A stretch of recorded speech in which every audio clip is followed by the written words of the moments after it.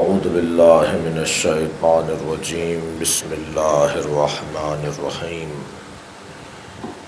الحمد للہ الذی لا یبلغ مدحتہ القائلون ولا یحصی نعماءہ العادون ولا یعدی حقہ المجتہدون الذي ليس لصفته حد محدود ولا نعت موجود ولا وقت معدود ولا أجل ممدود فطر الخلائق بقدرته ونشر الرياح برحمته الصلاة والسلام على الرسول المسدد المصطفى الأمجد المحمود الأحمد سیدنا و مولانا و مولا الکونین جد الحسن والحسین عانی ابا القاسم محمد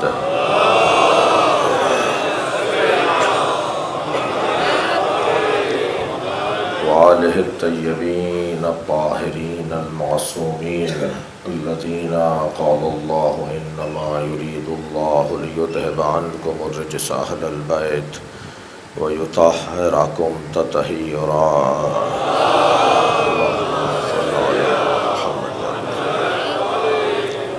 وَلَعْنَةُ اللَّهِ عَلَىٰ أَعْدَائِهِمْ أَجْمَعِينَ مِنْ يَوْمِ عَدَاوَتِهِمْ إِلَىٰ قِيَامِ يَوْمِ الدِّينِ أَمَّا بَعْدُ قَالَ الْحَكِيمُ فِي الْقُرْآنِ الْكَرِيمِ بسم الله الرحمن الرحيم إياك نعبد وإياك نستعين صلوات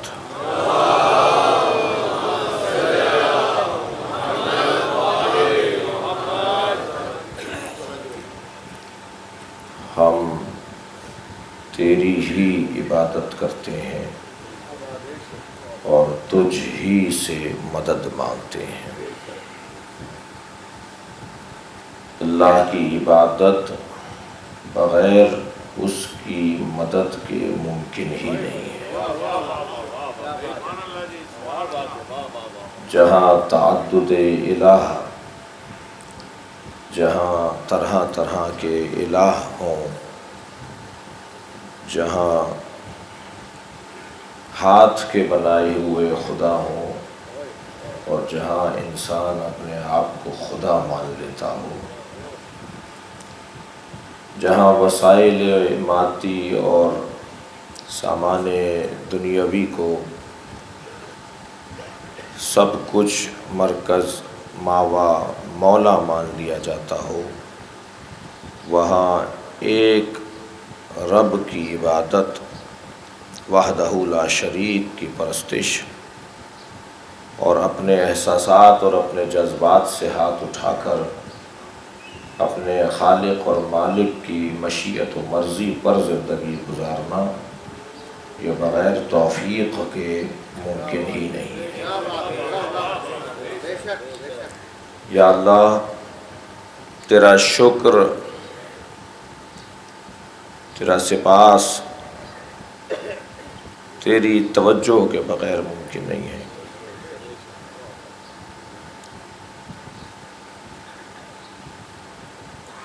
الہی لا تکلنی الی نفسی طرفۃ عین ابدا، یا اللہ مجھے میرے حال پر نہ چھوڑ۔ یہ دعا ہے جو نبی نے مانگی ہے، جو ہماری تربیت، ہماری بہتر زندگی اور بندگی کے لیے نبی کی جانب سے ایک مکمل نصاب ہے، ایک مکمل باب ہے۔ الہی لا تکلنی الی نفسی، مجھے میرے حال پہ نہ چھوڑو، میرا حال مجھے رسوا کر دے گا، میں خود اپنے آپ کو رسوا کر دوں گا، میں خود اپنے آپ کو برباد کر دوں گا اگر میں نے اپنا اختیار اپنے ہاتھ میں لے لیا۔ میں نے اوروں کے ساتھ کیا کیا ہے جو اپنے ساتھ اچھا کروں گا؟ میں نے کب اپنے ساتھ اچھا کیا ہے؟ ایک مجلس میں ہم نے کہا تھا، یہ مفاہیم ہیں جو عرفاء نے، علماء نے، اولیاء نے، اہل دل نے، اہل تقویٰ نے، اہل ورع نے بیان کیے ہیں۔ اللہ نے ہمیں 3 چیزیں دے کر بھیجا اس دنیا میں۔ پیدائشی طور پر ہم بدن کو، روح کو اور تعلقات کو لے کر آئے۔ اللہ کے یہاں سے ہم یہ 3 چیزیں لے کر آئے جی، روح، تعلقات اور بدن۔ اور جو چیزیں اللہ دیتا ہے یہ اس کا نظام ہے، اس کی حفاظت، اس کی غذا، اس کی زندگی کا اہتمام بھی اللہ ہی کرتا ہے۔ اللہ نے ہمیں بدن دیا ہے، وہی ہمیں غذائیں بھی بتائے گا، وہی ہمارے بدن کی پرورش کا انتظام بھی کرے گا، وہی ہمیں بتائے گا یہ کھاؤ گے تو اس کا یہ اثر ہوگا، تمہارے لیے بہتر ہے، یہ کھاؤ گے تو اس کا یہ نقصان ہوگا، تمہارے خلاف ہے، تمہارے لیے ضرر ہے۔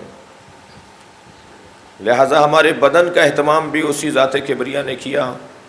اور کتنا کریم ہے، صبح کی مجلس ہے، ذرا یہ نماز عملی سے نماز نظری کا سفر ہے جسے مجلس کہا جاتا ہے۔ صلوات پڑھیں ذرا محمد و آل محمد۔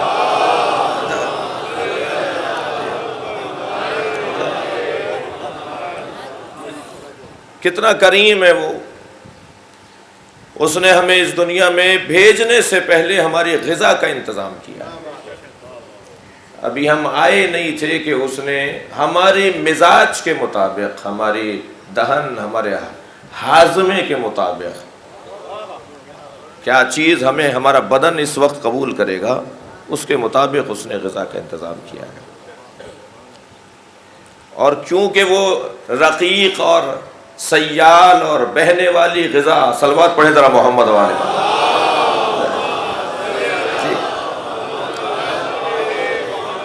اس نے ہمارے لیے قرار دی تھی، تو اس کے حاصل کرنے کا تقاضا یہ تھا کہ ہمارے دانت نہ ہو۔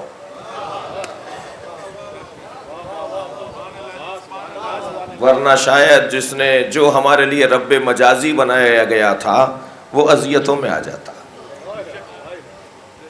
اس رب حقیقی نے یہ جو رب مجازی ہمارے لیے بنایا تھا، اللہ اکبر، ہمیشہ مجاز سے حقیقت کا سفر ہوتا ہے۔ تم اپنے 4 بہن بھائیوں کے ماں باپ کو پہچان لو، تمہیں رب حقیقی سمجھ میں آ جائے گا۔ ہم نے بڑے جلوے رکھے ہیں اس رب مجازی میں رب حقیقی کو پہچاننے کے لیے۔ وہ تکلیف میں آ جاتا، وہ اذیتیں اٹھاتا۔ اگر ہمارے دہن میں دانت ہوتے، ہمیں غذا لینی تھی۔ اچھا، جب اللہ نے غذا قرار دی ہے، 2-4 جملے سن لیجئے، آپ کی عنایات ہے۔ جب اللہ نے غذا قرار دی ہے، تو پھر اس غذا کو تبدیل کرنے سے یقیناً کوئی ضرر، کوئی نقصان، کوئی دوسرا نتیجہ، کوئی منفی نتیجہ ضرور آئے گا۔ جو بھی دنیا میں نظام الہی توڑے گا بدبخت ہو جائے گا۔ اب وہ نظام غذا کا ہو یا نظام ہدایت کا ہو۔ صلوات پڑھیں مل کر صلوات ہدیہ کریں نبی اور آل نبی پر۔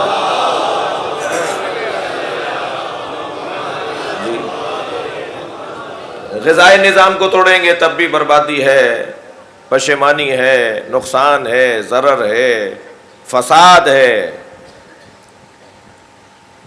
ممبر کی اپنی مخصوص زبان ہے، بہت زیادہ اس کا خیال تو نہیں رکھ پاتا، لیکن کوشش ضرور کرتا ہوں۔ دیکھیے، اللہ نے یہ شیر مادر، اس میں کوئی خاص تاثیر رکھی ہوگی نا۔ اب یہ مائیں، خاص طور پر جدید مائیں، میں جدید ماں کہہ کر قدیم ماں کو علیحدہ اس لیے کر رہا ہوں کہ قدیم ماں کو بہکانے والے کم تھے، سمجھانے والے زیادہ تھے۔ اور آج کی جدید ماں کو بہکانے والے زیادہ ہیں۔ اتنے تو رسانے ہیں، طرح طرح کے رسانے ہیں، ایک کو دیکھتے ہیں تو دوسرے کو تبدیل کر لیتے ہیں، ابھی اسے تبدیل نہیں کیا ہوا تو تیسری کو دیکھنے کا دل کر رہا ہوتا ہے۔ اللہ نے غذا قرار دی تھی، انہوں نے بدل دی۔ اچھا، جو پلا رہے ہیں وہ بھی پتہ تو ہو کیا پلا رہے ہیں۔ جو اپنے بچے کو غذا دے رہی ہو، وہ تمہیں معلوم تو ہو کیا کھلا رہی ہو۔ اس کا تو معلوم ہی نہیں ہے یہ جو غذا جو معاف کیجیے گا ڈبے میں پیک آ رہی ہے، اس کا تو پتہ نہیں کس جانور کی ہے۔ اللہ انسان بنانا چاہتا تھا، ہم جانوروں کی تشخیص بھی نہیں دے پا رہے ہیں۔ بھائی غذاؤں کا اثر ہے، یہ جو غذا میرے دہن سے اتر رہی ہے اس کا ایک اثر ہے، اس کے نتیجے ہیں، اس کے اثرات ہیں۔ روانی ہے،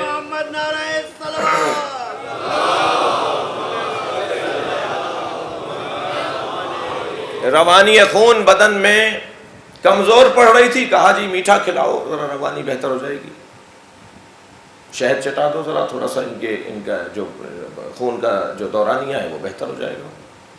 اس کا مطلب ہے کہ فوراً اثر ہوتا ہے نا چیزوں کا۔ ہاتھ پیر کمزور ہو رہے تھے، لرز رہے تھے، کہنے لگے انہیں فلاں چیز پلا دو، انہیں فلاں چیز کھلا دو، پانی پلاؤ ذرا انہیں، تو فوراً اثر ہو جاتا ہے۔ یہ جو لقمہ ہمارے گلے سے اتر رہا ہے، یہ جو ہمارے حلق سے پانی اتر رہا ہے، اس کے اثرات ہیں، تو یہ اثر اس کا اثر نہیں ہوگا۔ اب یقیناً جب مجہول غذا کھلائی جا رہی ہو، پلائی جا رہی ہو، تو آپ بچوں کو بھی مجہول ہی پائیں گے۔ آج یہ نظریہ ہے، کل وہ نظریہ ہے، آج یہ بات ہے، کل وہ بات ہے، آج یہ الجھن ہے، کل وہ الجھن ہے۔ کل کا بچہ جو آج کا بزرگ ہے وہ بڑوں کی ایک نصیحت سے سبق لے لیتا تھا، آج آپ 10 دن لگا دیجئے اسے سمجھ میں نہیں آ رہی بات۔ یہ اس غذا کا اثر ہے جو اس کے شکم میں گیا ہوا ہے۔ اللہ نے بدن کی غذا کا انتظام بھی کیا ہے۔ اور میرے چھٹے امام جعفر صادق علیہ السلام، جب حضرت مفضل نے پوچھا اللہ کی وحدانیت کو سمجھنے کے لیے، اللہ کے وجود کو سمجھنے کے لیے معصوم سے دلیل مانگی، تو حضرت نے جو دلیلیں دی ہیں ان میں سے ایک یہ باب ہے جو میں عرض کر رہا ہوں۔ حضرت نے فرمایا کہ بچہ 6 مہینے تک جو رنگوں کو دیکھتا ہے صرف، پھر فرمایا 1 سال تک، اور 1 سال سے 18 مہینے تک، یعنی 1 سال اور 12 مہینے سے 18 مہینے تک اس کو جو چیز دیکھی بھی ہوتی ہے وہ یاد نہیں رہتی۔ اب جملہ سنیں عظمت مادر کے لیے، ایک ماں باپ کی عظمت کے لیے معصوم امام کا جملہ۔ حضرت نے فرمایا کہ اگر وہ ایام اسے یاد رہ جاتے تو حرمت مادر پامال ہو جاتی۔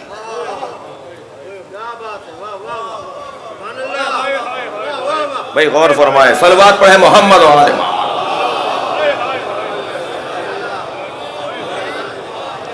اس سے بہتر صلوات نبی اور آل نبی۔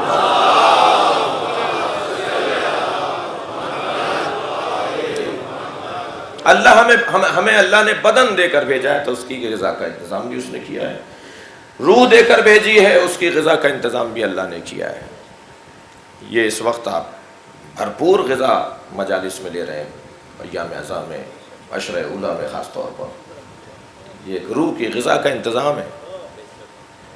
روح پرورش پا رہی ہے، روح ترقی کر رہی ہے، اور یہ اتنی صحت مند ہو جائے گی کہ سال بھر تک چل سکے گی۔ اگرچہ میں ان لوگوں کے لیے بھی ایک جملے میں جواب دیتا جاؤں کہ حسین صرف 10 دن کے لیے نہیں ہے۔ کہ صاحب یہ کیسا عشق ہے جو 10 دن کا ہے؟ یہ 10 دن کا عشق نہیں ہے، ہماری تو زندگی میں کوئی دن حسین کے بغیر آتا ہی نہیں ہے۔ میں صرف ان کو تسلی دینے کے لیے، آپ کو تو معلوم ہے، آپ جانتے ہیں، نہ ہماری عید بغیر زیارت وارثہ کے ہے، نہ ہماری بقرہ عید بغیر زیارت وارثہ کے ہے۔ کوئی ایک تہوار، کوئی ایک خوشی کا دن بتائیے کہ جو امام حسین کے بغیر مکمل ہوتا ہو۔ ہم تو اللہ کا سجدہ کرنے کے بعد حسین کو سلام ہی اس لیے کرتے ہیں کہ اللہ نے حسین سے آشنا کیا ہے۔ وہ عشق الہی سے آگاہی اور آشنائی بطفیل حسین ہے۔ لہذا کوئی دن ہمارے امام حسین سے خالی نہیں ہے۔ خاص طور پر اہم ترین دن ہمارے جو سال بھر کے ایام پر غالب اور سید الشہور اور سید الایام کہلاتے ہیں دن، وہ امام حسین کے بغیر نہیں ہے۔ ہر گھر میں عزا خانہ سجا ہوا ہے، ہر گھر میں امام حسین کی مجلس کا انتظام ہے۔ یہ روح کی غذا ہے۔ تعلقات کی غذا میں نے بیان کر دیا کہ حق اور سچ بولنا، یہ تعلقات کی غذا ہے۔ جتنا میں اپنے دوستوں سے سچا ہوں گا اتنے تعلقات اچھے ہوں گے، جتنا میں اپنے دوستوں سے صاف ہوں گا اتنے میرے تعلقات بہتر رہیں گے۔ وقت عارضی طور پر تلخ ضرور آئے گا، مگر ایک لمحے کے بعد یا چند لمحوں کے بعد ہی وہی دوست جو برہمی کا اظہار کر رہا تھا وہی کہے گا میرا سچا دوست وہ ہے جس نے مجھے میرے عیوب سے آشنا کیا، جس نے مجھے میری برائیوں سے آشنا کیا۔ یہ فطرت سے قریب ہے۔ ائمہ کی کوئی حدیث فطرت سے دور نہیں ہے۔ ائمہ کی احادیث فرامین، ائمہ کی سیرت ہمیں فطرت سے قریب تر کرتی ہے۔ احب اخوانی الیہ، چھٹے امام کی حدیث ذرا ہدیہ سن لیجئے۔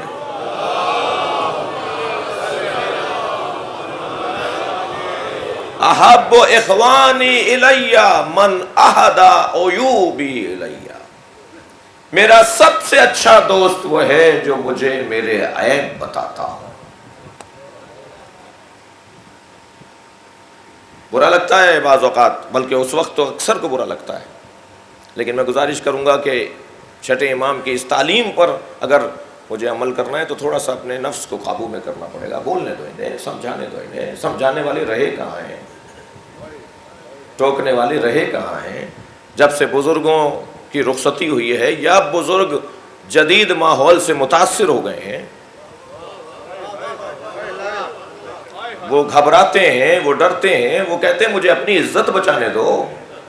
یہ محلے کا جوان، یہ گلی کا لڑکا کیا میری سنے گا جب میرا بچہ ہی میری نہیں سنتا؟ یہ ماحول ہو گیا ہے۔ اس وقت سے امر بالمعروف و نہی عن المنکر کا نظام معطل ہو گیا ہے۔ امر بالمعروف و نہی عن المنکر صرف اور صرف ممبر کا کام نہیں ہے، کسی مولوی معلم کا کام نہیں ہے، بلکہ ہر اس فرد کا کام ہے امر بالمعروف۔ میں تعلقات کی غذا پہ بات کر رہا ہوں۔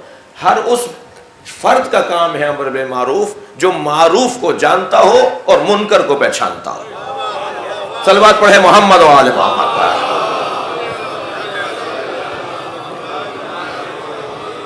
جس کے نزدیک معروف ہو، جس کے نزدیک منکر ہو، وہ ٹوکے، بولے، بات کرے۔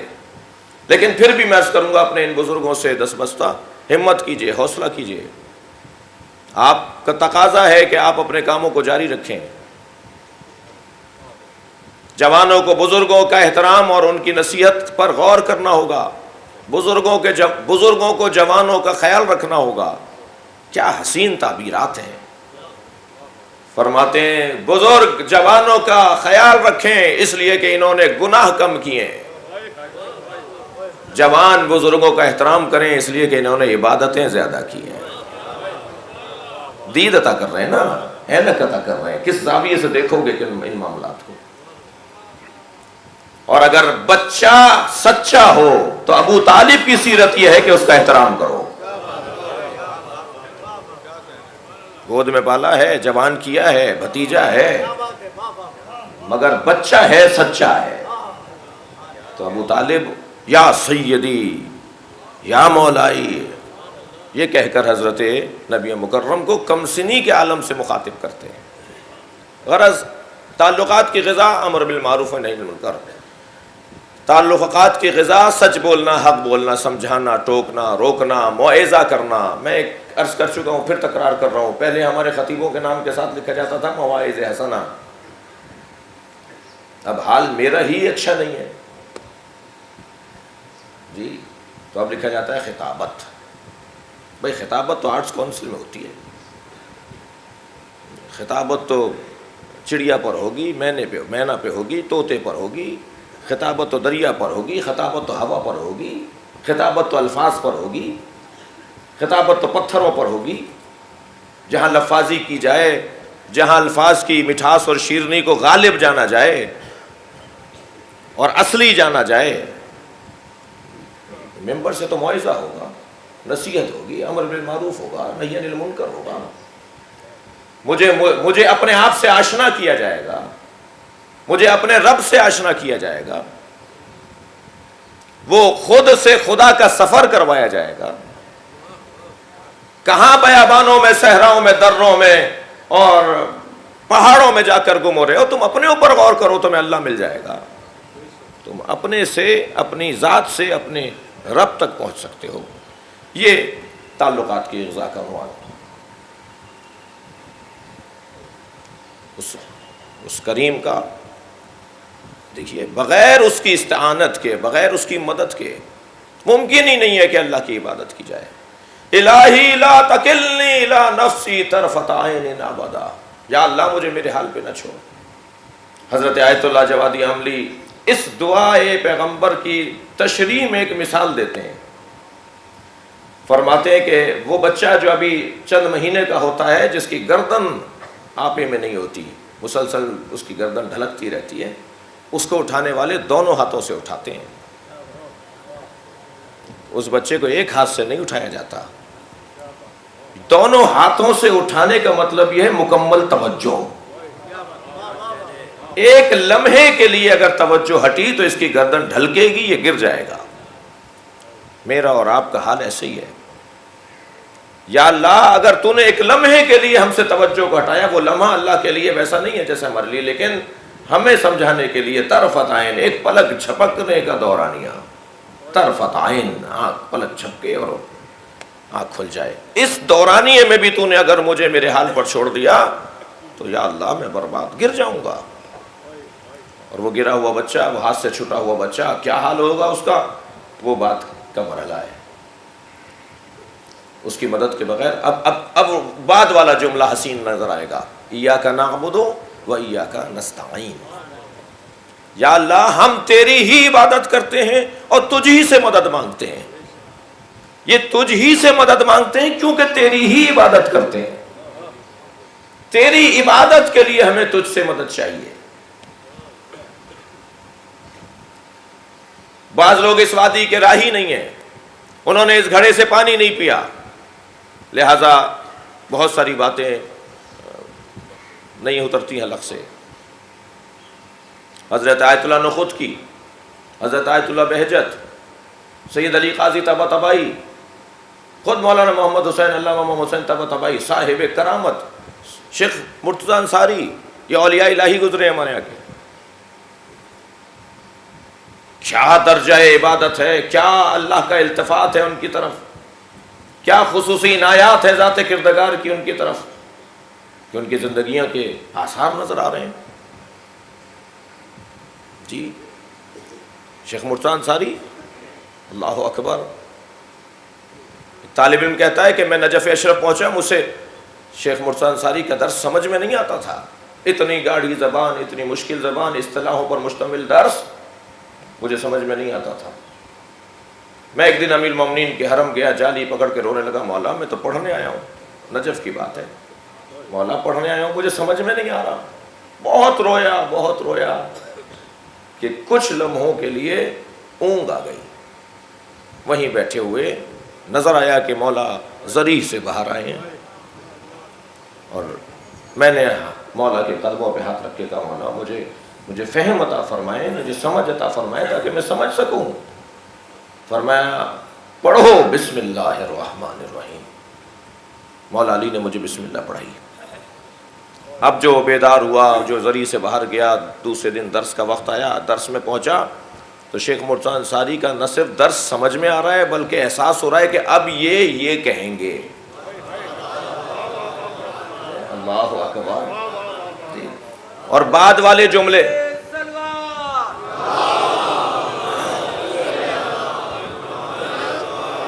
بعد والے جملات، بعد والے پیغامات، اب یہ ان کا استدلال ہوگا، اب یہ دلیل لے کر آئیں گے. وہی دلیل وہ لے کر آتے تھے، اور پھر ان پہ شبہات بھی آنا شروع ہو گئے کہ اس پہ تو یہ اعتراض بنتا ہے، جسے کل تک سمجھ میں نہیں آتا تھا وہ اب استاد کے درس پہ شبہ ڈال رہا ہے. اور ایک مرتبہ اعتراض نہیں ختم ہوا کہ دوسرا اعتراض شروع، تیسرا اعتراض شروع. ہفتے 10 دن تک شیخ مرتضی انصاری نے ان کو برداشت کیا، اور ہفتے 10 دن کے بعد جب یہ سلسلہ جاری رہا تو اشارہ کر کے کہا میرے ممبر کے قریب بیٹھو. اب ممبر کے قریب سے جب انہوں نے اعتراض کیا تو کھڑا کیا انہیں، کھڑے ہو جاؤ ذرا قریب آؤ. کان میں کہنے لگے جس نے بسم اللہ پڑھائی ہے پوری الحمد مجھے پڑھائی ہے اس نے. صلوات پڑھیں محمد و آل محمد. یہ درجہ ہے. بسم اللہ.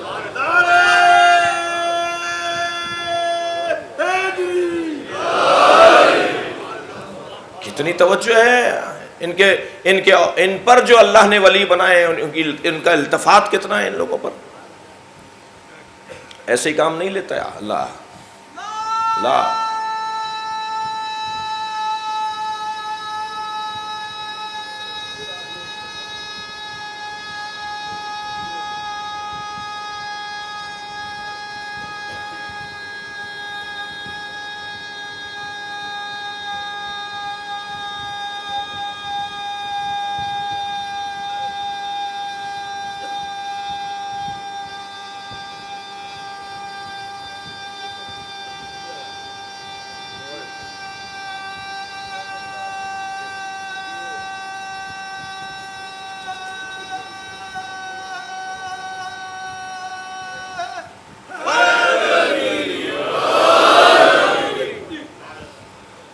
ایک صلوات ہدیہ کر دیجیے۔ اللہم صلی علی محمد وعلی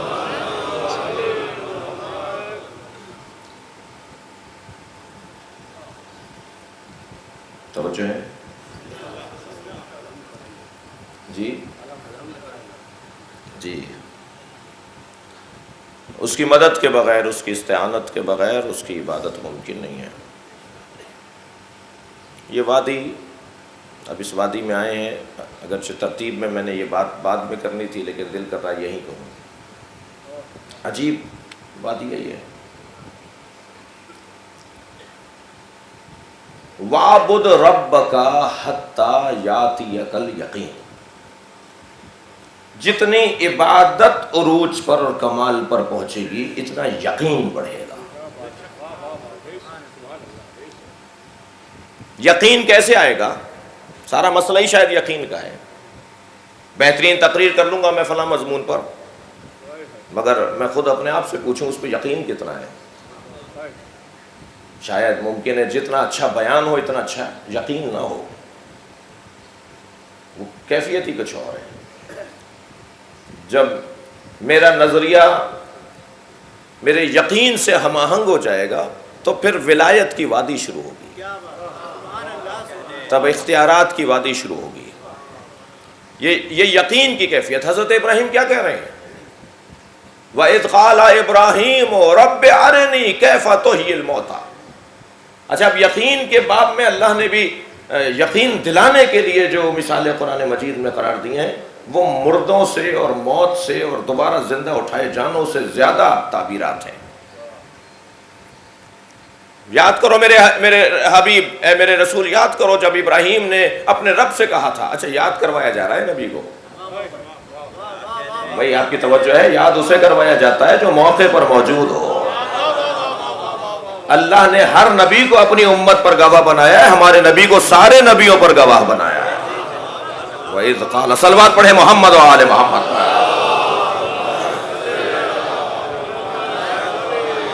وَإِذْ قَالَ رَبُّكَ رَبِّ كَيْفَ تُحْيِي الْمَوْتَى أَرِنِي كَيْفَ تُحْيِي الْمَوْتَى، یا اللہ مجھے دکھا۔ اچھا دکھا، بتا نہیں دکھا۔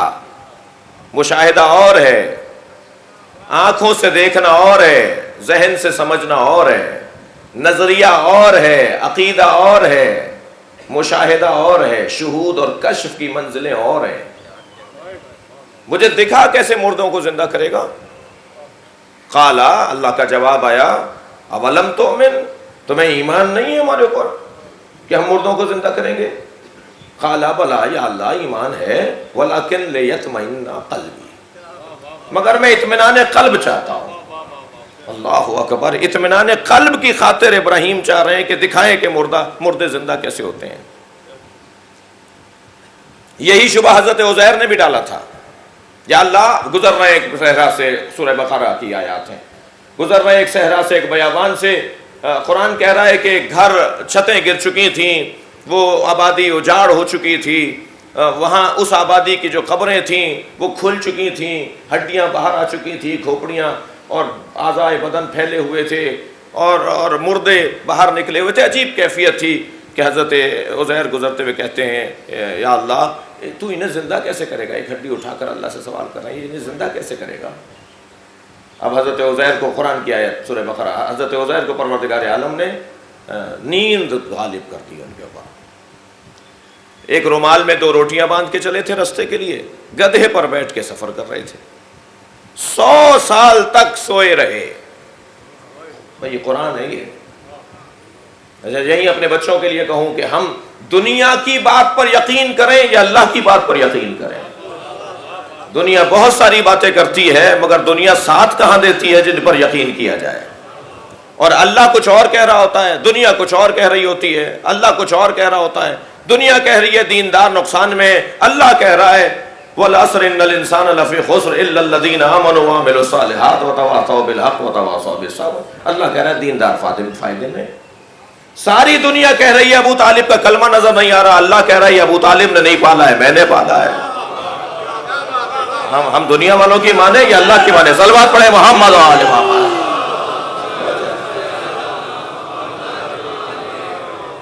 اب حضرت عزیر 100 سال تک سوئے رہے، اور جب 100 سال کے بعد بیدار ہوئے تو کیا دیکھا کہ گدھے کا ڈھانچہ پڑا ہوا ہے۔ ایک مرتبہ اپنے رومال کی طرف، روٹیوں کی طرف دیکھا تو روٹیاں تازہ ہیں۔ 100 سال کے بعد گدھے کا ڈھانچہ، اور فوراً آواز قدرت آئی، اے عزیر ہم ہی مارتے ہیں اور ہم ہی زندگی دیتے ہیں۔ وہ ڈھانچہ بتا رہا ہے کہ موت ہمارے ہاتھ میں ہے، یہ روٹیوں کی تازگی بتا رہی ہے کہ حیات ہمارے ہاتھ میں ہے۔ یہی کچھ کیفیت حضرت ابراہیم فرما رہے، کیسے زندہ کرے گا؟ یقین کی بات کر رہا تھا کہ حضرت احدیت نے جواب دیا کہ تمہیں اگر اطمینان قلب کے لیے چاہیے تو پھر ان پرندوں کو ذبح کرو، ان کے گوشت کو مخلوط کرو، چوٹیوں پر، پہاڑیوں کی چوٹیوں پہ ان کے گوشت کو قیمہ بنا کے رکھ دو، ہر ایک کی چونچ پکڑ کے اسے آواز دو، ہر پہاڑی سے اس سے متعلق گوشت کے ذرات اڑیں گے، اور یہ منظر بنا، اور وہ سارے پرندے زندہ ہو گئے۔ فرمایا ایسے ہم زندہ کریں گے۔ سرکار کی خدمت میں ایک شخص آ کر کہتا ہے ایک ہڈی اٹھا کر لایا، اور کہا یہ کہ میں قبرستان سے مردے کی ہڈی اٹھا کے لایا ہوں۔ پھر اسے چورا چورا کیا اور اسے ہتھیلی پہ رکھ کے اس کے چورے کو پھونک مار کے ہوا میں اڑا دیا۔ کہنے لگا کیسے زندہ کرے گا اللہ؟ یہ جو آپ کہہ رہے ہیں اللہ دوبارہ زندہ کرے گا، قیامت بھی کوئی چیز ہے، محشر بھی کوئی چیز ہے، اللہ کیسے زندہ کرے گا؟ تو حضرت احدیت نے، پروردگار عالم نے نبی مکرم کو جواب دیا کہ ان سے کہو، جملہ دیکھیں اللہ کا، پیغام دیکھیں اللہ کا، ان سے کہو جس کے لیے پہلی مرتبہ بنانا مشکل نہیں تھا، اس کے لیے دوسری مرتبہ بنانا کیا مشکل ہے؟ صلوات پڑھیں محمد و آل محمد پر۔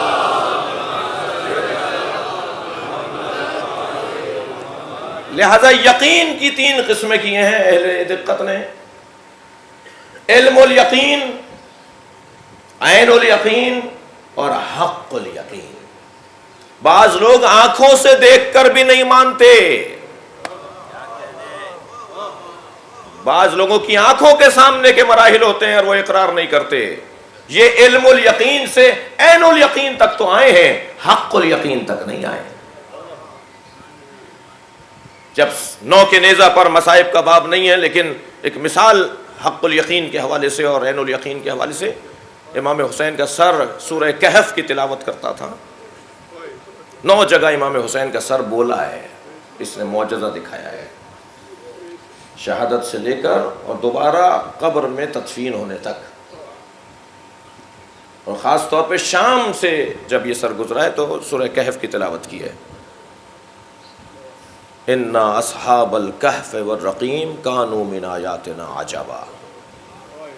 اصحاب کہف اور ان کے ساتھی، ان سے وابستہ اللہ کی ہماری عجیب آیتوں میں سے ایک آیت ہے۔ سورہ کہف کی تلاوت کرنے کا سبب بھی، سوال ہوا تھا، سورہ کہف کی تلاوت کرنے کا سبب بھی یہی کہ جو 300 سال سے زیادہ سوئے رہے ہوں اور جب بیدار ہوئے ہوں تو وہی بدن کی تازگی ہو۔ تو جب امام نے یہ سورہ کہف کی اس آیت کی تلاوت کی تو ایک شخص قریب آ کے کہتا ہے، اے صاحب سر، تیرا سر تو اصحاب کہف سے بھی زیادہ اللہ کی عجیب آیت ہے۔ ان کے تو بدن اور ان کے سر ایک دوسرے سے جڑے ہوئے تھے نا، تیرا تو سر اور تیرا بدن علیحدہ ہو گیا، تب بھی تیرا سر بول رہا ہے، تو اللہ کی سب سے بڑی آیت ہے۔ ایک جوان نے سوال کیا کہ یہ جو معجزات کوفہ و شام کی راہوں میں صادر ہوئے ہیں، ظاہر ہوئے ہیں، کئی معجزات ہیں، خود کربلا میں جب پسر سعد سے امام حسین کی گفتگو ہو رہی ہے، آخری خطبہ جو امام نے دیا ہے، مکالمہ جس کی جگہ بھی کربلا میں بنی ہوئی ہے، آپ زیارت کر کے آئے ہیں، تو امام کی آواز اس تک اور اس کی آواز امام تک نہیں آ رہی تھی، شور مچ رہا تھا، 30,000 سے زیادہ لشکری تھے یزیدی قافلے میں. امام نے فرمایا میری آواز تجھ تک، تیری آواز مجھ تک نہیں آ رہی، انہیں خاموش کروا.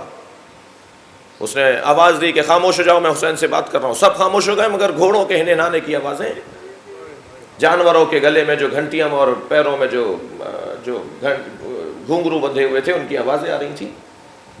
امام نے فرمایا خاموشی نہیں ہوئی. کہنے لگا یہ جانوروں کی آوازیں ہیں، یہ انسانوں کی نہیں ہے، کوئی انسان نہیں بول رہا. امام نے اپنا ہاتھ فضا میں بلند کیا. جیسے ہی میرے مولا حسین نے اپنا ہاتھ فضا میں بلند کیا، سناٹا طاری ہو گیا.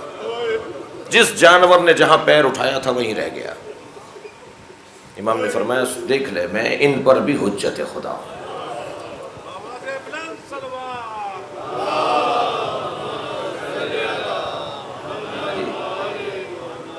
پھر شام میں جناب زینب جب دربار میں جا رہی ہیں تو بی بی نے، اللہ اکبر، بڑا سخت مرحلہ ہے. اس وقت جناب زینب نے شمر گزارش سنا رہا تھا تو بی بی کی آواز آئی تھی اسکت.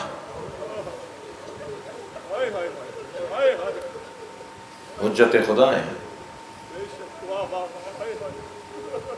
ولیہ ہیں، واسطہ فیض ہیں، حجت خدا ہیں. کبھی اور بات ہو جناب زینب حجت خدا کیسے ہیں. جیسی بی بی نے کہا نا اسکت، خاموش، تو جس جانور نے جہاں پیر اٹھایا تھا وہیں رک گیا. وہ جو گھنٹی گلے میں بجتی ہوئی فضا میں گئی تھی وہیں رک گئی. تصرف دکھایا تھا جناب زینب نے، تصرف دکھایا تھا. یہ سر تلاوت کر رہا ہے تو یہ ان لوگوں کو نظر نہیں آ رہا تھا. یہ جو سر اٹھا کر لے جا رہے تھے، یہ جو ہاتھ اٹھاتے تھے، تازیانہ برساتے تھے، انہیں نظر نہیں آ رہے تھے یہ معجزے. تاریخ نے لکھ دیے، راویوں نے لکھ دیے، وہاں گزرنے والوں نے خود سنا، دیکھا، لکھ دیا، بول دیا ایسا ہوا. ہم نے دیکھا کہ قرآن پڑھ رہا تھا حسین کا سر. ان ظالموں کو نظر نہیں آ رہے تھے. ایک جوان نے مجھ سے سوال کیا انہیں نظر نہیں آ رہے تھے. میں نے اپنے ایک بزرگ سے پوچھا، جواب مجھے اچھا لگا، آپ کی سماعتوں کے حوالے کر رہا ہوں. وہ کہنے لگے کہ یہ کہتے تھے یہ خاندان جادوگر ہے. اللہ، نبی کو انہوں نے جادوگر کہا، مولا علی کے انہوں نے جادوگر کہا. کہتے تھے یہ خاندان جادوگر ہے اور لوگوں کو ٹوک ٹوک کے کہتے تھے متاثر نہیں ہو ان سے. اللہ اکبر. تو میں بات یہ کر رہا تھا کہ آنکھ سے دیکھنے کے بعد بھی کوئی نہ مانے، وہ وہی ہوگا جو ماننا نہیں چاہتا. لہذا علم الیقین سے عین الیقین کا سفر اور عین الیقین سے حق الیقین کا سفر. اور جب حق الیقین تک انسان پہنچے گا تب وہ مرحلہ ہے کہ حدیث قدسی ذرا محسوس کریں. من طلبنی فقط وجدنی. صلوات پڑھے ذرا محمد و آل محمد.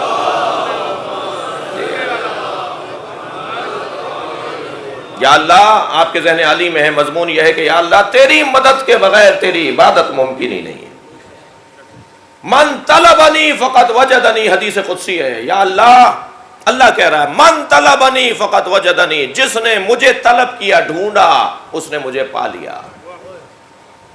جو یندہ یا بندہ ہوتا ہے ڈھونڈنے والے کو ملتا ہے، چاہنے والے کو ملتا ہے.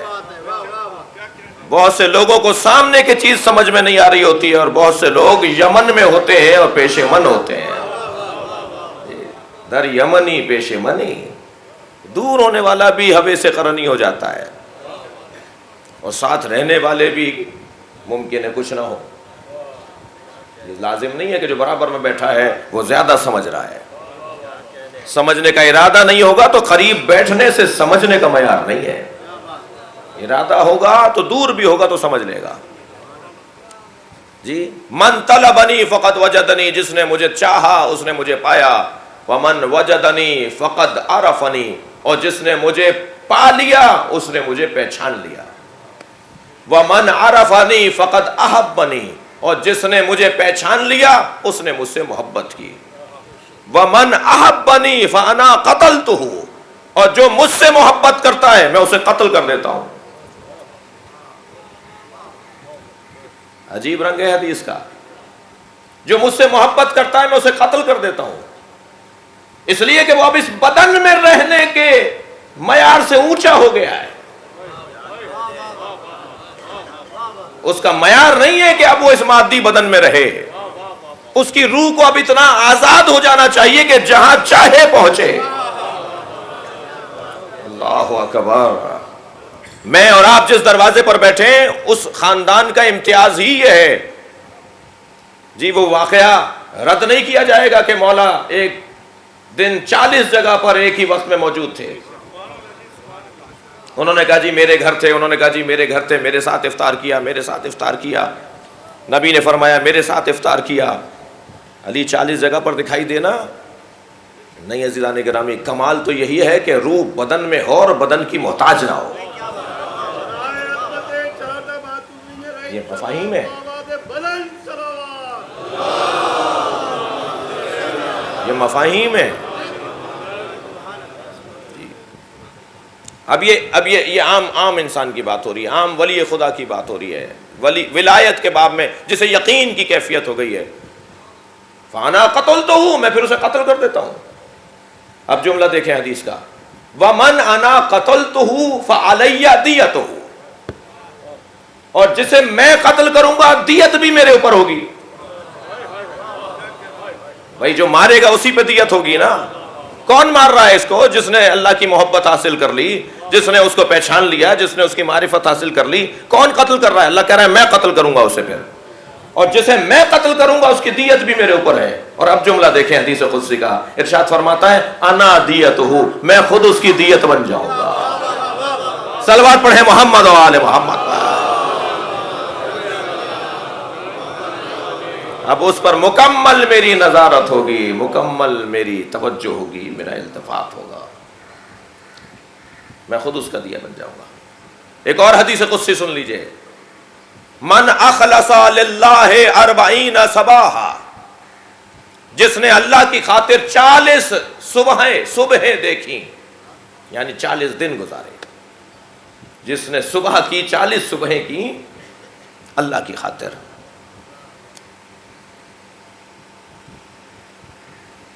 یجری ینابی الحکمہ علی لسانہ وقلبہ, اس کی زبان اور اس کے دل سے حکمت کے چشمے جاری ہوتے ہیں. اس کا ایک ایک جملہ رہنما اصول ہوا کرتا ہے. یہ مرحلہ کیفیت یقین کی حالت کی کیفیت ہے.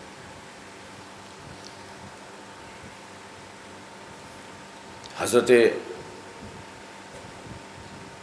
موسیٰ بھی اللہ کے بندے ہیں, حضرت عیسیٰ بھی اللہ کے بندے ہیں, ہمارے نبی بھی کمال بندگی میں اس درجے پر ہیں کہ بہرحال حق الیقین جو موسیٰ کا ہے, جو حضرت عیسیٰ کا ہے, اس سے کہیں آگے ہمارے نبی کا ہے.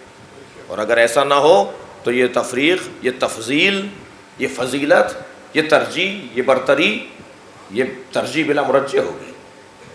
یہ بغیر سبب کے ترجیح ہوگی, بغیر مرجح کے ترجیح ہوگی. اگر کسی کو آپ کسی پہ ترجیح دے رہے ہیں تو مرجح ہونا چاہیے, سبب ہونا چاہیے, ورنہ بے عدالتی ہو جائے گی, ناانصافی ہو جائے گی, ظلم ہو جائے گا. اللہ نے جو تمام انبیاء پر ہمارے نبی کو گواہ بنایا ہے, تمام نبیوں پر فضیلت عطا کی ہے, فضلنا بعضهم علی بعض, وہاں وہ جو نبی کے انبیاء نبی کے علاوہ ہیں وہ سب برابر نہیں ہیں. تو ہمارے نبی کو تو اللہ کہہ رہا ہے اللہ ہؤلاء شہیدا, یہ سب اپنی اپنی امتوں پر گواہ ہیں اور میرا نبی ان سب پر گواہ ہے. تو جو ہمارے نبی ان سب پر گواہ ہیں تو کیا سبب ہے؟ وہ یقین جو حضرت ابراہیم کا ہے, یقیناً ہمارے نبی کا یقین شدت میں زیادہ ہے, شدید ہے. حق الیقین نبی کا شدید تر ہے. یہ فلسفے کی زبان ہے, شدت و ضعف. یہ ایک نور ہے, وہ ایک نور ہے, وہ ایک نور ہے, وہ چھوٹے سا بلب وہاں لگا ہوا ہے, یہ بھی نور ہے, یہ سب نور ہیں مگر شدت و ضعف ہے ان میں. اس کی روشنی بہت زیادہ ہے, نور یہ بھی کہلائے گا. اس کی روشنی بہت چھوٹی تھوڑی سی ہے, وہ بھی نور کہلائے گا. سارے نور برابر نہیں ہیں. جی یہاں یہ شدت و ضعف کی بحث ہے. حضرت موسیٰ اور حضرت عیسیٰ کا اللہ سے تعلق اور ہمارے نبی کا اللہ سے تعلق, جی جو پہلے اپنے آپ کو دیکھے پھر اپنے رب کو دیکھے، اور جو پہلے رب کو دیکھے پھر اپنے آپ کو دیکھے، یہ دونوں برابر ہیں۔ کیا خوب بحث قرار دی ہے علامہ محسن طباطبائی نے، فرماتے ہیں حضرت موسیٰ جب اللہ کو یاد کرتے ہیں تو کیا کہتے ہیں، ہمارے نبی جب اللہ کو یاد کرتے ہیں تو کیا کہتے ہیں۔ میں اپنے کم سن ساتھیوں کو یہ جملہ بھی کہتا جاؤں، بعض اوقات ہمارے الفاظ بعض اوقات نہیں، اکثر اوقات بھی اس لیے کہہ رہا ہوں کہ بے توجہی سے جملے زبان سے نکل جاتے ہیں، اکثر اوقات ہمارے الفاظ ہمارے ما فی الضمیر کی ترجمانی کر رہے ہوتے ہیں، ہماری سوچ، ہماری فکر، ہماری سطح فکری، ہماری سوچ کا انداز، وہ ہمارے الفاظ بتا رہے ہوتے ہیں۔ الفاظ بتاتے ہیں، بقول کسی بزرگ کے کہ لفافہ بتائے گا کہ مضمون نامہ کیا ہے، عنوان بتائے گا کہ اس میں کیا لکھا ہوا ہے۔ ایک جملہ بتا سکتا ہے، اسی لیے کہا گیا ہے کہ المرء محفوظ تحت لسانہ، انسان اپنی زبان کے نیچے چھپا ہوا ہے۔ مولا علی فرما رہے ہیں انسان اپنی زبان کے نیچے، یہ الفاظ انسان کے اندر کی بات کو بتاتے ہیں، ذہنی کیفیات کو بتاتے ہیں، کیسے کیا سوچتا ہے، کیا دیکھتا ہے۔ یہ میں آپ کی خدمت میں ایک آیت سناتا ہوں، میں آپ کی خدمت میں ایک آیت پیش کرتا ہوں، میں آپ کی خدمت میں ایک حدیث پیش کر رہا ہوں، یہ الفاظ اچھے نہیں ہیں۔ ہم جائیں گے آیت کی خدمت میں، بھائی ہماری خدمت میں آیت نہیں آئے گی، مگر بول رہے ہیں، بولا جاتا ہے، یہ زبان ہے جی۔ میں ایک حدیث پیش کر رہا ہوں، حدیث تھوڑی پیش ہوگی، ہم ہوں گے حدیث کی خدمت میں پیش، ہم حدیث کو اپنی ہم کون ہیں بھائی؟ محاورتاً ہم کہتے ہیں یہ میرا عقیدہ ہے، بھائی میں کون ہوں؟ اور آج تو یہ جملہ اتنا زور سے اور زیادہ بولا جا رہا ہے، میرا عقیدہ یہ ہے، میرا عقیدہ یہ ہے، میں نہیں مانتا، میں نہیں مانتا۔ تم ہو کون؟ میرا تو کوئی عقیدہ نہیں ہے، مگر عقیدہ ہے تو قرآن کی آیت ہونی چاہیے، میرا کوئی نظریہ ہو تو حدیث پیغمبر ہونی چاہیے۔ ہمارے عقائد اگر اس بنیاد پر مذہب اور نظام کو چلایا جائے گا تو ہر ایک کا علیحدہ عقیدہ ہوگا، اور پھر وہی ہوگا جو ہو رہا ہے، جو معمولاً ہو رہا ہے۔ یہ جملے ہیں جو ہماری ضمیر، ہمارے ذہن، ہماری فکر، ہماری سوچ کی عکاسی کر رہے ہوتے ہیں۔ اب حضرت موسیٰ جب اللہ کو یاد کرتے ہیں تو کیا کہتے ہیں، اور ہمارے نبی جب اللہ کو یاد کرتے ہیں تو کیا کہتے ہیں؟ حضرت موسیٰ جب اپنے اللہ کو یاد کرتے ہیں تو کہتے ہیں انا مائی ربی، میرا رب میرے ساتھ ہے۔ مائی پہلے اپنا ذکر کر رہے ہیں، میرا رب میرے ساتھ ہے،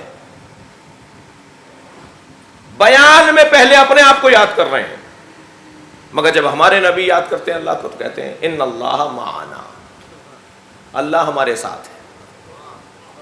شاید میری بات گئی ہو۔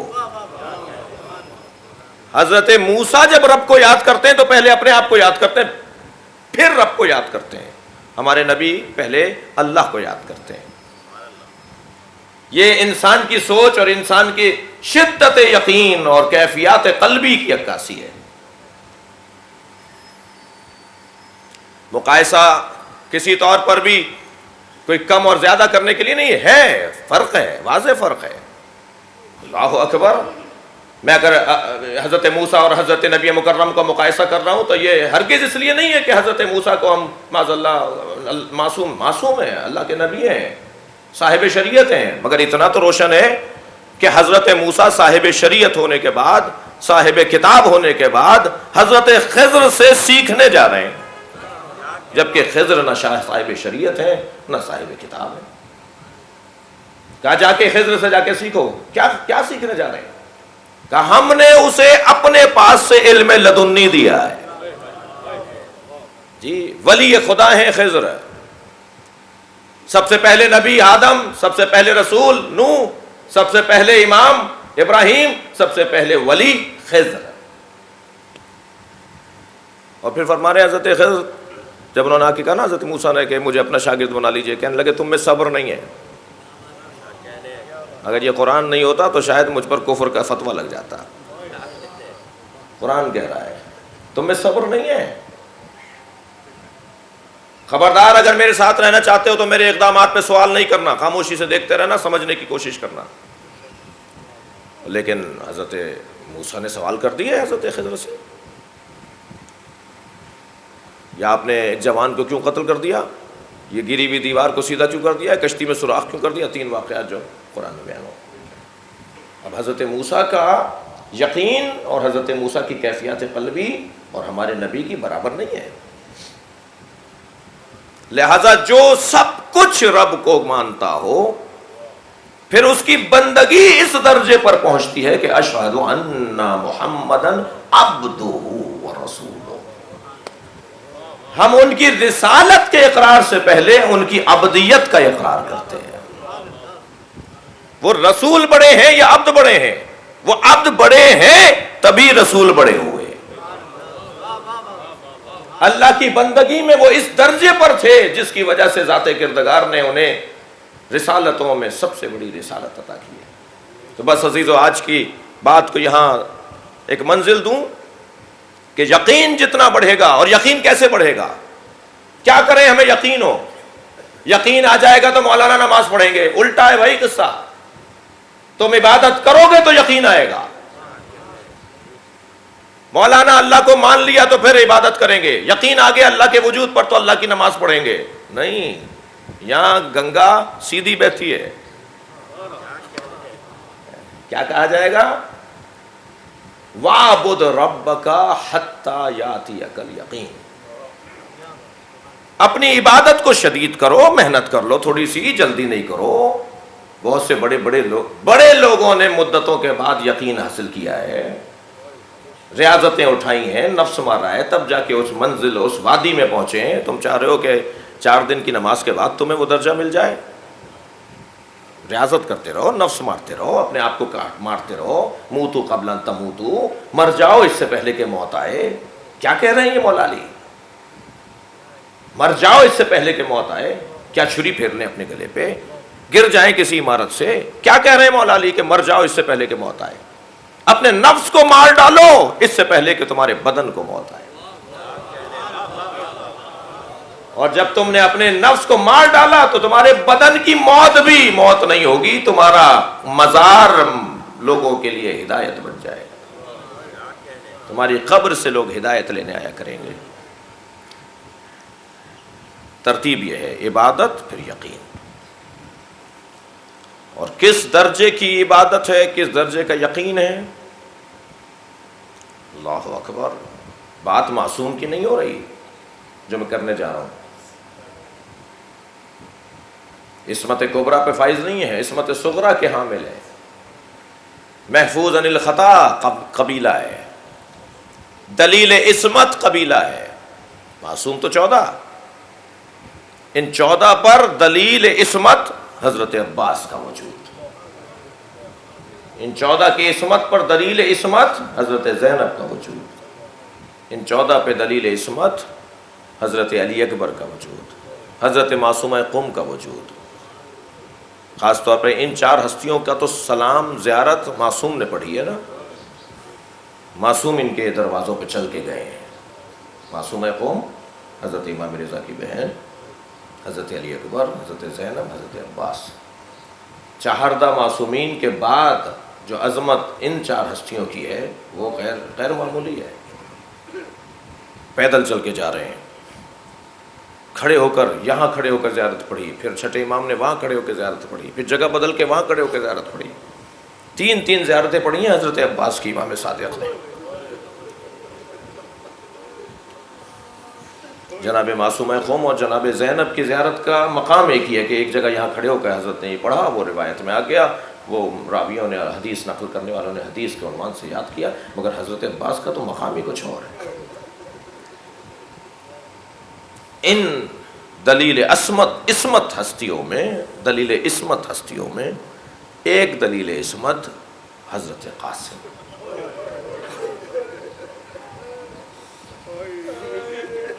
آج 7 محرم میں حضرت عروج،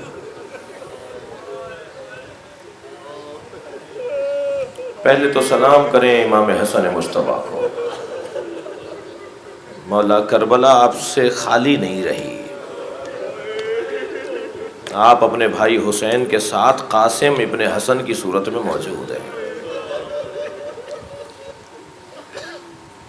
جب امام حسن کو زہر دے دیا گیا نا، میں چاہوں گا کہ کچھ دیر امام حسن کو پرسا دیا جائے۔ جب امام حسن کو زہر دیا گیا اور امام کو قے کے ذریعے آپ کا جگر باہر آ رہا تھا، تو امام حسین نے اپنے ہاتھ سے وہ تشت اٹھایا ہوا تھا، اپنے بھائی کے ساتھ بیٹھے تھے کہ اسی اثنا میں کسی نے کہا کہ زینب آ رہی ہے۔ اجرکم اللہ۔ ایک مرتبہ امام حسن مجتبیٰ نے فرمایا، بھائی حسین یہ تشت کہیں رکھوا دیا جائے، میری بہن سے برداشت نہیں ہوگا۔ میں کہوں گا امام حسن سے، مولا آپ کی بہن کا بڑا حوصلہ ہے، آپ کی بہن کا بڑا حوصلہ ہے، 70 قدم کے فاصلے سے بھائی کو ذبح ہوتے ہوئے دیکھیں گے، بڑا حوصلہ ہے آپ کی بہن زینب کبریٰ کا۔ اللہ اکبر، مصیبتوں کا کعبہ ہے آپ کی بہن۔ امام زین العابدین کو جلتے ہوئے خیمے سے باہر لے کر آئیں گے۔ حمید ابن مسلم کہتا ہے کہ جب خیموں کو آگ لگ رہی تھی، میں فاصلے سے دیکھ رہا تھا، ایک بی بی تھی جو بار بار آگ سے جا کے ٹکراتی تھی، کبھی اس چوب سے جا کے لگتی تھی، کبھی خیمے کی اس چوب سے جا کے لگتی تھی۔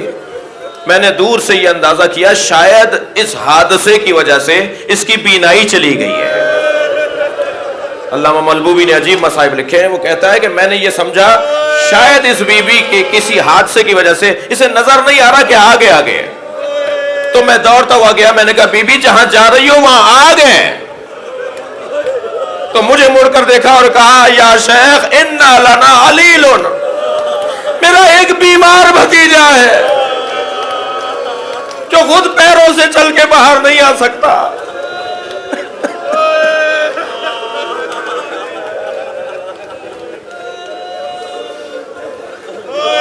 اجرکم اللہ، اجرکم اللہ۔ خدا کسی غم میں نہ رلائے سوائے غم اہل بیت میں، ہمیں رونے رلانے والوں میں قرار دے۔ ابھی کہتا ہے پھر وہ جلتے ہوئے خیمے میں چلی گئیں اور اپنی پشت پر اپنے بھتیجے کو اٹھا کے لائیں۔ بڑا حوصلہ ہے جناب زینب کبریٰ کا، بڑا حوصلہ ہے بی بی کا۔ صرف شب عاشور جناب زینب اتنا روئی تھی کہ آپ غشی کے عالم میں آ گئی تھی۔ کسی نے امام حسین سے جا کر کہا، حسین زینب کا حال غیر ہے۔ میرے مولا سرہانے آ کے بیٹھے، پیشانی پہ ہاتھ رکھ کے سورہ شفا پڑھی، میری بی بی نے آنکھیں کھول دی، فرمایا زینب یہ کیا حال ہے، حوصلہ کرو۔ کہ بھائی ابھی جو آپ مناجات پڑھ رہے تھے اس میں کل اس دنیا سے جانے کی بات کر رہے تھے۔ اللہ اکبر۔ مقتل کی روایات، بڑا حوصلہ ہے جناب زینب کبریٰ کا، علی کی بیٹی ہے، زہرا کی پروردہ ہے۔ امام حسن کربلا میں نہیں ہے، بعض بزرگوں نے پڑھا ہے کہ امام حسن نے امام حسین سے فرمایا تھا کہ جب وہ تمہاری قربانی کا مرحلہ آئے تو میری جانب سے میرے قاسم کو قبول کر لینا۔ شب عاشور ہر بی بی اپنے اپنے خیمے میں اپنے بچوں کے ساتھ مصروف محو گفتگو ہے۔ میرے مولا حسین خیموں کے درمیان سے گزر رہے ہیں کہ ایک خیمے سے آواز آئی، ایک ماں جھولا جھلاتے ہوئے کہہ رہی تھی، اے علی اصغر، میں مقتل کی روایات کو زبان حال سے بیان کر رہا ہوں، اے علی اصغر تم تو گھٹنیوں بھی نہیں چل پاتے ہیں، کیسے جا کر اپنے بابا پہ جان قربان کرو گے؟ امام حسین نے آواز دی، ہاں رباب تیرے اس بچے کی قربانی سارے بچوں سے منفرد ہے۔ کچھ اور آگے بڑھے تو ایک خیمے میں ایک ماں ہے جو 2 بچوں کو لیے بیٹھی ہے، اور وہ جناب زینب ہیں جو انو محمد سے بات کر رہے ہیں، ایک بابا کی طرف سے ایک میری طرف سے، قربان ہو جانا ماموں پر۔ کچھ اور آگے بڑھے عزادارو سنیں گے، ایک ماں ہے جو اپنے جوان علی اکبر سے بات کر رہے ہیں، اجرکم اللہ۔ امام خیمے کے برابر سے گزرے تو آواز سنی ایک بیوہ کی، اللہ اکبر، جو اپنے بیٹے سے کہہ رہی تھی، قاسم میں غیر خاندان کی ہوں، کل اگر تم نے قربانی دینے میں تاخیر کی تو کہیں ایسا نہ ہو میری تربیت پہ حرف آ جائے۔ اے میرے لال، تاخیر نہ کرنا قربانی کے لیے۔ مقتل کا بیان ہے، کئی مرتبہ حضرت قاسم آئے ہیں اور امام نے لوٹایا ہے۔ شب عاشور امام حسین نے ایک بڑے خیمے میں بیٹھ کر شہداء کو آمادہ کیا ہے کہ کل ہمیں کیا کرنا ہے۔ تو میرے مولا نے ایک فہرست شہداء بیان فرمائی، کل کون کون شہید ہوگا۔ حضرت قاسم کچھ فاصلے پر امام حسین کے بیٹھے ہیں، حضرت عباس قریب بیٹھے ہیں، حضرت حبیب دوسری جانب بیٹھے ہیں۔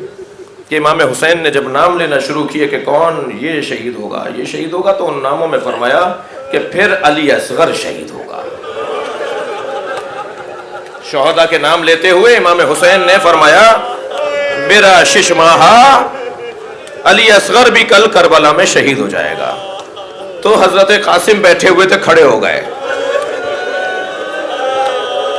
اور آپ کی کمر میں پٹکا بندھا ہوا تھا، ایک انگڑائی لی، وہ پٹکا کھل گیا۔ کہنے لگے چچا ایسلون الی الخیام، کیا یہ خیموں میں گھس آئیں گے؟ اس لیے کہ میرا بھائی تو خیمے میں ہے۔ اللہ رے جوش ہاشمی، غیرت ہاشمی۔ امام نے فرمایا نہیں قاسم، میں اسے اپنی گود میں لے کے جاؤں گا، میں علی اصغر کو اپنی گود میں پانی پلانے لے جاؤں گا، تب میرا بچہ شہید ہوگا۔ تو حضرت قاسم اب آمادہ ہیں، جب علی اصغر شہید ہو جائے گا چچا مجھے کیوں نہیں اجازت دیں گے؟ آ کے کھڑے ہو گئے، چچا جان مجھے ابھی جانے کی اجازت دیجئے۔ تیسری مرتبہ کہتے ہیں جب امام نے فرمایا جاؤ اپنی ماں کے پاس چلے جاؤ، تو کہا چچا جان میری ماں در خیمے پہ کھڑی ہے، در خیمہ پہ کھڑی ہے، مجھ سے کہتی ہے قاسم خیمے میں داخل نہ ہونا، جاؤ اپنے چچا پہ جا کے قربانی دو۔ سنیں گے عزادارو، جناب قاسم کو امام حسین نے گلے سے لگایا۔ میں نے مقتل میں بہت ڈھونڈا کہ حسین ایسے کبھی کہیں اور روئے ہوں۔ یہ جو آپ اتنی آواز سے گریہ کر رہے ہیں نا، اندر بیٹھے ہوئے لوگ، باہر بیٹھے ہوئے لوگ، اس گریہ کے پیچھے گریہ ہے اور وہ امام حسین کا گریہ ہے۔ مقتل کہتا ہے اپنے بھتیجے کو گلے سے لگا کر اتنا حسین روئے کہ دونوں غش کھا کے زمین پر گر گئے۔ جناب زینب آگے بڑھی، کبھی بھائی کو سنبھالتی ہیں، کبھی بھتیجے کو سنبھالتی ہیں۔ اجر و کمال اللہ، اجر و کمال اللہ۔ 2 منزلیں اور لیں گے عزادارو، گریہ ہو گیا ہے، مجلس ہو گئی ہے، 2 منزلیں اور لیں گے۔ ابھی کچھ دیر کے بعد آپ ایک گٹھڑی کی زیارت کریں گے۔ میں کہتا ہوں اس گڑھی کی زیارت کرتے وقت اتنا خیال رہے، یہ ٹوٹے ہوئے بدن، یہ جوڑ بالہدہ بدن کے ٹکڑے ہیں۔ عزادارو عجیب مظلومیت ہے، کربلا کے بن میں 2 بدن پامال ہوئے ہیں، کربلا کے معرکے میں 2 بدن پامال ہوئے ہیں، ایک حسین کا بدن، ایک حضرت قاسم کا بدن، مگر فرق بہت واضح ہے، ایک شہادت کے بعد اور ایک زندگی میں پامال ہو گیا۔ جب آواز دی نا چچا میری مدد کیجئے گا، تو امام حسین گھوڑے پر بیٹھ کر ایسے روانہ ہوئے، دشمن یہ سمجھا کہ حسین نے حملہ کر دیا ہے۔ امام نے تلوار نکال لی تھی، یہ عجیب انداز تھا، پہلی مرتبہ حسین کا یہ انداز تھا، اس کے علاوہ کہیں اور یہ امام حسین کا انداز نہیں تھا۔ میرے مولا نے تلوار نکال لی تھی، آتے ہوئے حسین کو دشمن نے جب دیکھا تو یہ احساس ہوا حسین حملہ کر رہے ہیں، آوازیں بلند ہونے لگی حسین نے حملہ کیا ہے۔ سنیں گے عزادارو، یہاں کے گھوڑے وہاں، وہاں کے گھوڑے یہاں، آواز آتی رہی چچا مدد کیجئے گا، چچا مدد کیجئے گا۔ جب پہنچے ہیں قاسم کے لاشے پر، لاشا پامال تھا۔